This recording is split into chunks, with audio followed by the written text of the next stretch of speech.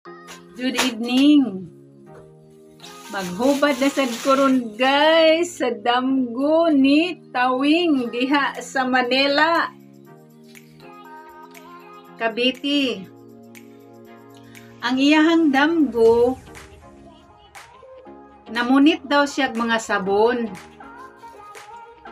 mga dagko, tibuok, o nag-drive po siya sa sakyanan.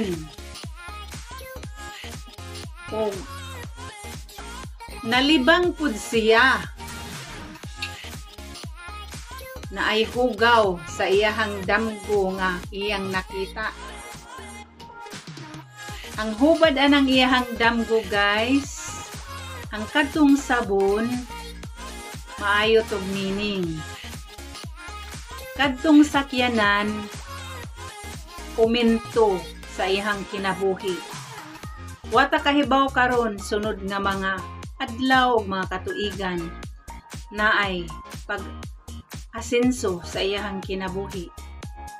Ug kadtong hugaw niya nga iyang nakita sa iyang damgo, kuanto siya.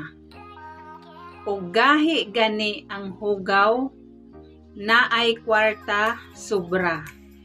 Kung ang hugaw gani basa, naay kwarta kulangan ra. Mao nay hubad sa imuhang damgo Tawing diha sa Cavite. Thank you for watching guys. Salamat sa pagpaminaw sa hubad sa damgo.